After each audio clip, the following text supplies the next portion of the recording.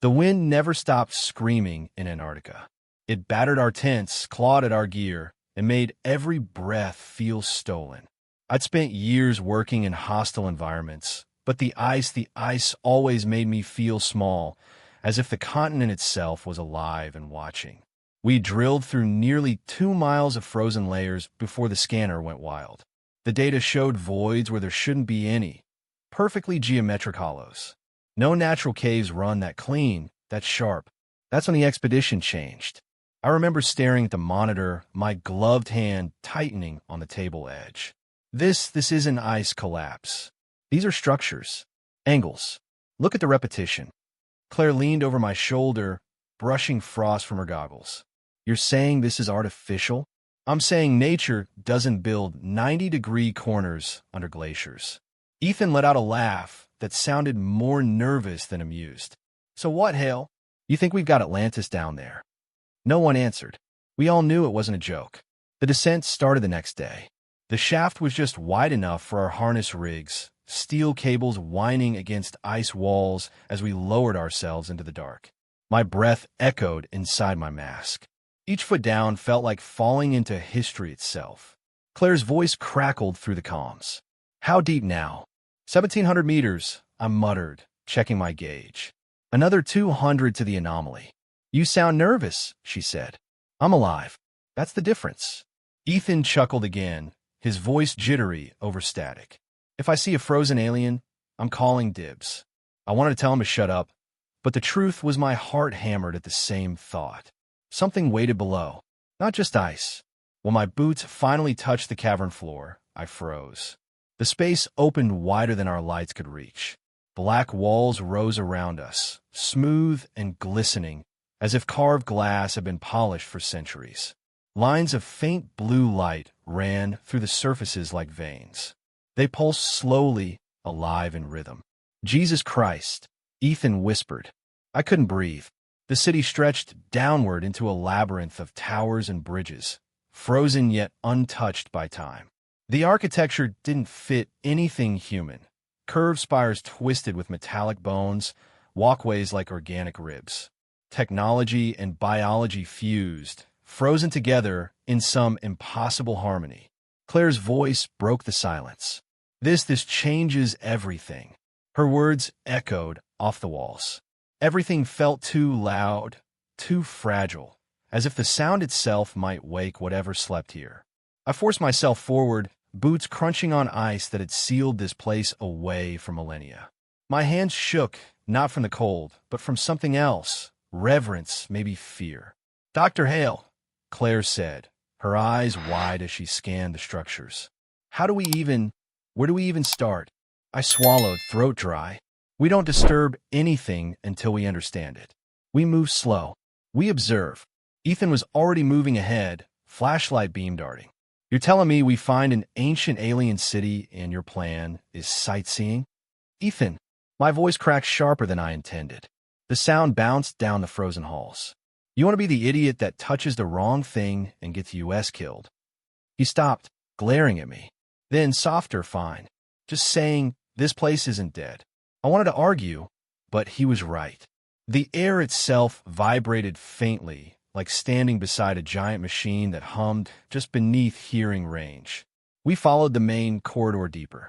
Every wall shimmered with that faint blue pulse, leading us like veins into a heart.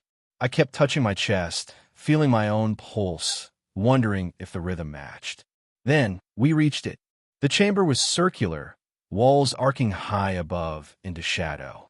At the center stood a figure, not ice, not metal, not flesh. All three.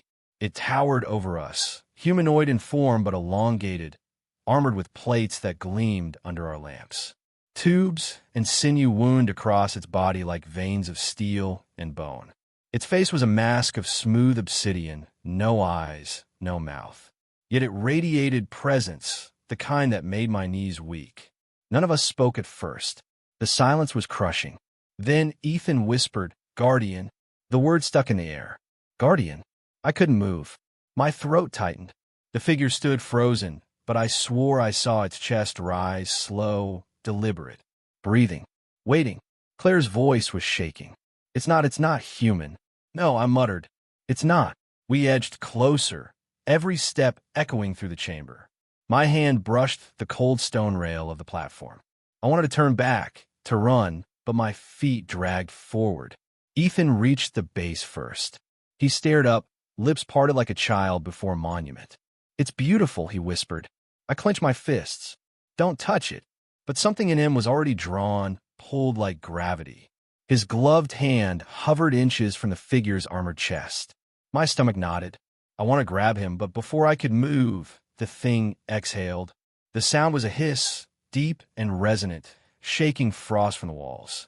Blue light flared through its veins, flooding the chamber with glow. Claire screamed. My lamp flickered. My breath froze in my lungs. The Guardian opened its chest plates slightly, as if awakening. And I realized Ethan was no longer afraid. His face was calm, almost serene. I shouted his name. The Guardian turned its head toward me. The Guardian's head shifted in a slow, deliberate motion, and every instinct in my body screamed to run. I couldn't. My legs wouldn't move. It wasn't just fear holding me in place. It was pressure. The air thickened as if gravity itself had doubled, pinning me to the spot.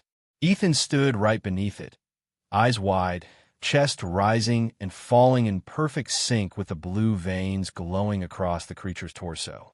"Step back." My voice cracked, echoing through the vast chamber. Ethan didn't move. Claire's breathing rasped in the calms. "Marcus, it's looking at you." "I know." My mouth was dry, my tongue heavy. The Guardian tilted its faceless mask toward me, the glow pulsing brighter at its core. The sound that followed wasn't a word, not in any language I knew, but it vibrated through my bones like a low, resonant chord. A hum so deep it rattled my chest plate. Claire covered her ears. "What the hell is it saying?" Ethan's voice was calm, disturbingly calm. "It's not speaking. It's calling." I snapped my gaze to him. "What do you mean calling?" He blinked, and for a moment I swore his pupils glowed faint blue. "I can feel it." My gut turned cold. "Ethan, back away. Now." He finally glanced at me, the serenity in his eyes unnatural. "You don't understand. It's not hostile. It's—" The Guardian shifted. One massive arm uncurled, metal bones grinding softly. Ice cracked and fell from its plated shoulder, raining shards that shattered against the floor. The gesture was slow, deliberate, like watching a glacier move. Claire screamed, "It's moving. Fall back." I barked, dragging Claire with me toward the corridor we came from. My boots scraped ice, heart hammering so hard I thought it might burst. But Ethan didn't run. He took a single step closer, hands still hovering just shy of the Guardian's chest. "It's alive. Marcus, don't you see?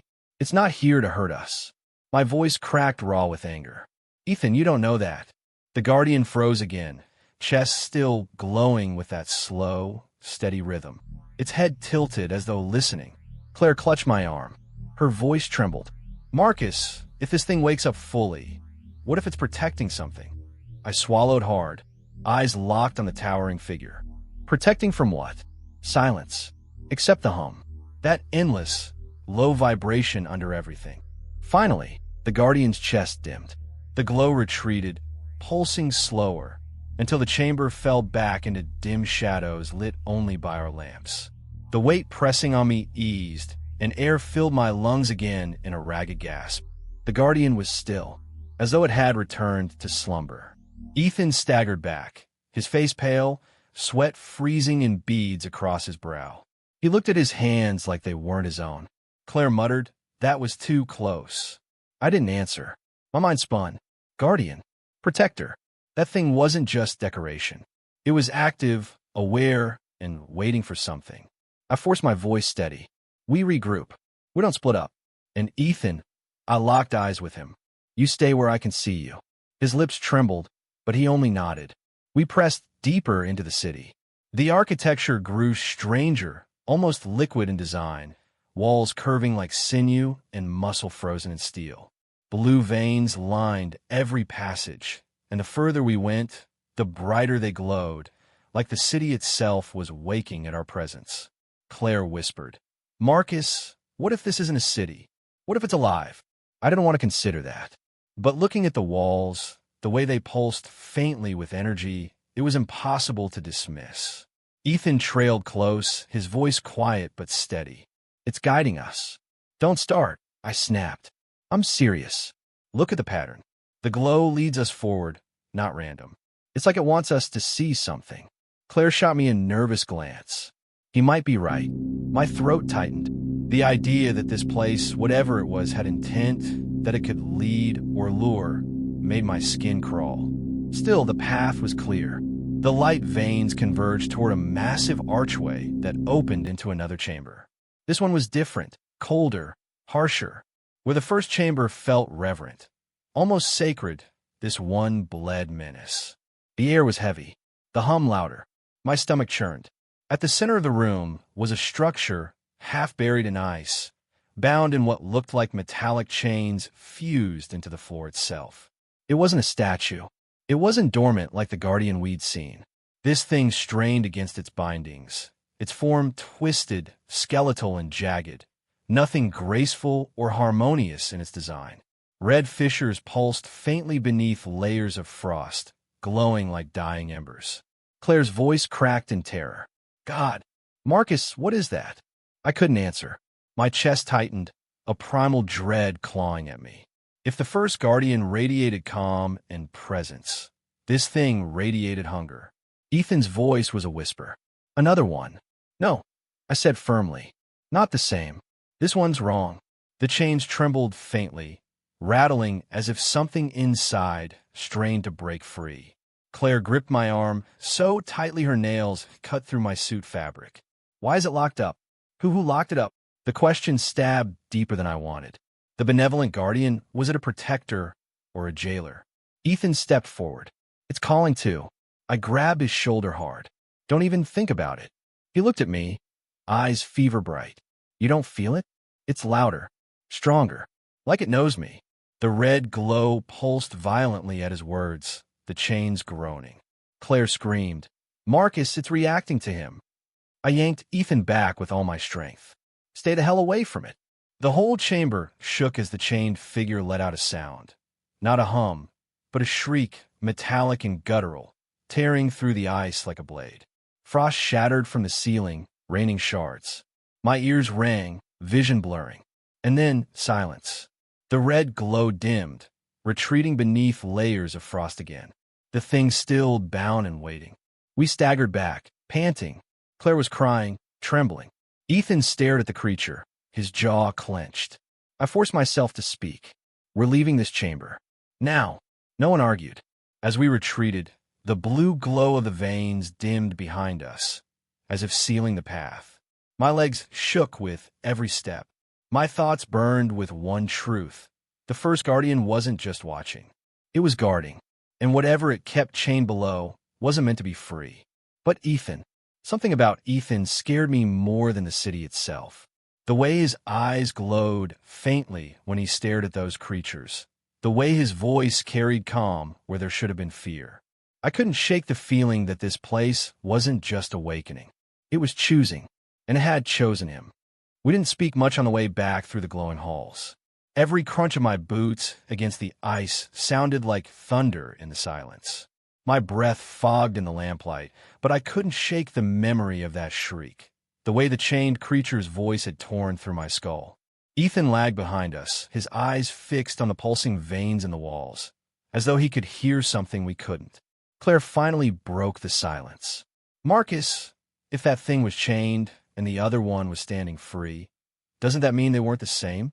Her voice was barely above a whisper, but echoed anyway. I forced myself to answer. No, they weren't the same. You think the first one imprisoned it? I didn't want to say it, but the thought had already sunk deep. The benevolent guardian, if that's what it was, stood unbound, watching, silent. The other, it strained against chains, glowing with rage. The difference between jailer and prisoner. Ethan spoke suddenly, his voice too calm. Maybe the one in chains isn't the enemy. Maybe the free one is. I snapped around, the lamp beam glaring off his face. Don't twist this, Ethan. You saw it. You heard it. That thing was wrong. He tilted his head, almost like he was listening to something else entirely. Or maybe you just don't understand what you're looking at. Claire's breath caught. Don't say that. Don't even. The walls around us pulsed brighter. Blue lights surged through the veins, racing past us like a river of energy. The hum grew louder, reverberating until my teeth rattled. I staggered, clutching the wall. What the hell is happening? Claire pressed her hands to her helmet. It feels like it's waking up again. Ethan's eyes gleamed faintly, reflecting the glow. No, it's not waking, it's calling. Before I could stop him, he pressed his hand flat against the wall. The blue veins flared at his touch, flooding the corridor with blinding light. Ethan! I grabbed his wrist, yanking it back, but the light had already traveled, rushing ahead into the dark. The hum became a roar. The ground shook violently, nearly throwing us off our feet. Ice cracked overhead, snow raining down. My stomach twisted. We weren't just trespassing. We were triggering something. Run! I shouted, pulling Claire forward. We sprinted down the corridor, lights flashing wildly. Behind us, I heard the faint echo of chains snapping, metal grinding against stone. Claire screamed over the comms. It's breaking free. I didn't look back. I couldn't. We burst into the chamber of the first Guardian. The towering figure still stood frozen, but its chest glowed brighter now, veins burning with white-blue light. For the first time, I felt a rush of something I hadn't before, desperation, as though the thing knew its prisoner was stirring. The light surged, bathing us in a cold radiance. My ears rang with a sound. No, not a sound, a command. Not words, but meaning, protect. Seal. Ethan fell to his knees, clutching his head. It's inside me. Marcus, it's inside me. I grabbed his shoulders, shaking him. What's inside you? Talk to me. His eyes snapped open, glowing faintly blue. You want me to be like it? Claire gasped. No, that's not possible. I staggered back, my mind reeling. Was the Guardian choosing him, merging with him? Before I could process it, the ground lurched again. A shockwave rippled through the cavern, followed by a distant roar. Not mechanical, not human. Something primal, furious. The Chain Guardian. Claire's voice was high and panicked. Marcus, if that thing breaks loose, this entire glacier will collapse. She was right. We drilled straight into a tomb that had been sealed for God knows how long. Now the ice itself trembled with every pulse of energy from the awakened city. I turned to Ethan. Listen to me. Whatever this thing is doing to you, you fight it. Do you hear me? He shook violently, his body convulsing. I can't. It's too strong. The Guardian before us suddenly raised its head. For the first time, it moved deliberately, its arms uncoiling, chest splitting slightly to reveal a core of blinding light. Claire stumbled back. Oh my God! I shielded my eyes, but I didn't run. The truth crashed over me like the cold. The Guardian wasn't preparing to fight us. It was preparing to fight the thing in chains. And it needed Ethan. The city trembled again, louder this time. Distant cracks echoed through the ice above, thunderous and sharp. My comm buzzed with static, then a distant voice. Dr. Hale, do you read? This is McCarthy topside. Seismic readings are spiking off the charts. What the hell are you doing down there? I pressed my comm. McCarthy, listen to me. You need to evacuate the surface team. Now. Static crackled, then his voice frantic. We can't. Every sensor from here to the Ross ice shelf is lighting up. The whole goddamn world is watching these signals. My blood ran cold. If global monitoring stations were picking this up, then nations across the world already knew something catastrophic was brewing in Antarctica. Claire whispered, Marcus, we've started something we can't stop. The Guardian's light grew blinding. Ethan screamed, clutching his chest, until the glow spread through his veins like fire beneath his skin. His voice broke into sobs. Make it stop. Please, make it stop. I held him, helpless, feeling the raw heat radiating from his body through the suit.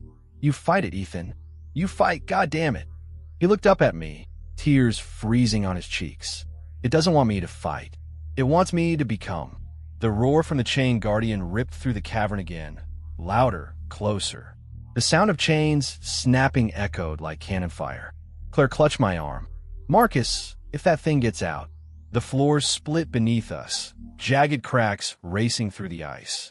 The veins in the walls flashed between blue and red, like two forces colliding, battling through the city itself. I realized then, we weren't just witnesses. We were standing inside the battlefield. Ethan collapsed, convulsing as the blue glow consumed him. The Guardian's core flared brighter, as though pouring itself into him. His scream turned into something else, a sound that wasn't human, wasn't mechanical, but both. Claire cried out, "He's changing!" And for the first time, I believed her.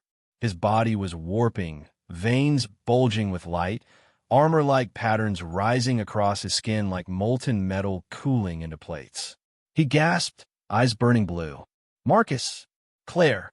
I don't know if I can control this." I grabbed his face, forcing him to look at me. "You can. You will. Because if you don't, we're all dead." The cavern shook with another roar. This time it wasn't distant. It was here. From the depths of the ice, the chained guardian began to rise. The ice groaned like the world itself was splitting open.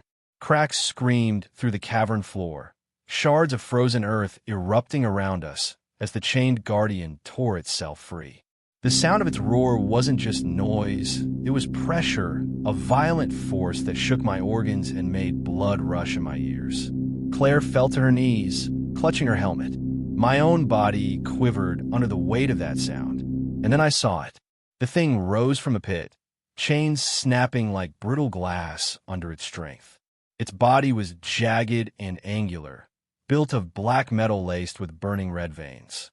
Its face was a skull of fractured steel, jaw unhinged, glowing with molten light from within. Every movement radiated fury. Claire's scream cut into my calms. "Marcus, it's loose. It's free." The benevolent guardian reacted instantly. The glow in its chest burst into brilliance, and for the first time, it stepped forward, each movement deliberate, heavy, shaking the ground. Its massive hand lifted toward Ethan. Ethan's body convulsed again, blue light racing under his skin, hardening into plated armor that fused with flesh. His scream warped into a mechanical wail. He dropped to the floor, gasping, his hands transformed into claws of living alloy. He looked up at me with glowing eyes, voice layered with static. I can hear them both. I crouched by him, shaking his shoulders. "Ethan, listen to me. You're not them. You're still you." He gritted his teeth, veins pulsing blue. "They want me to fight. They want me to protect this place." But the other one, he turned toward the red-lit horror rising from the pit. "It wants me dead." The cavern exploded with light as the two giants clashed. The benevolent guardian struck first, a beam of searing blue energy ripping from its chest. The blast hammered the red guardian, sending shards of ice raining from the ceiling. The chained one shrieked, retaliating with a torrent of molten fire that melted stone itself. The air turned suffocatingly hot, steam and smoke choking the chamber. Claire screamed, "We have to get out of here." But I couldn't move. My eyes locked on Ethan, who staggered to his feet, caught between both titans. His body pulsed with their power, tearing him apart and reforging him in every breath. He looked at me, his voice breaking. "Marcus, I don't have a choice. I have to join the fight." I shook my head violently. "No, you'll die." His eyes softened, glowing like dying stars. "If I don't, you'll die. Everyone will." The floor shook again as the two guardians collided, their blows thunderous, every strike shaking the entire glacier. Ice above cracked louder, collapsing in slabs that nearly buried us. The cavern wasn't going to hold. Claire grabbed my arm, screaming through the roar. "If they keep fighting like this, the whole ice shelf will collapse. We'll trigger a global event." I turned back to Ethan, desperation clawing at me. "If you go in there, if you fight with it, can you win?" He looked toward the benevolent guardian, then back at me, a strange calm in his expression. Not me, but the part of me that's becoming like it, maybe. His hand, armored, glowing, gripped my shoulder with surprising gentleness. "Tell my family I wasn't scared." My throat locked. "Ethan," but before I could finish, he surged forward, blue light blazing from his body. He leapt into the fray, landing between the two colossal beings. For a moment, he seemed fragile, small. Then the light inside him erupted, fusing with the protector's glow. His body extended, armor hardening, plates forming like wings of radiant steel. He wasn't just Ethan anymore. He was becoming a guardian. The battle raged. The red guardian roared, its molten core flaring brighter, swinging with claws that could shear mountains. But Ethan met it head-on, his new form blazing with energy.